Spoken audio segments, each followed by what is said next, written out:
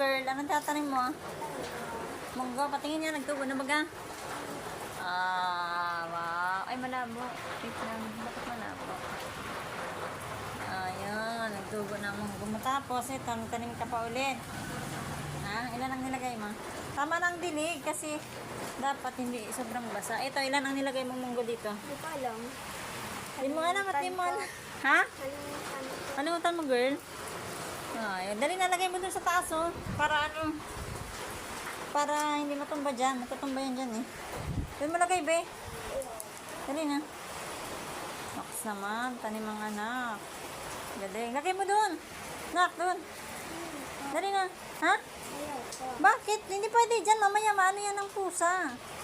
O, ano yan? Matawag doon. Matatabig ba?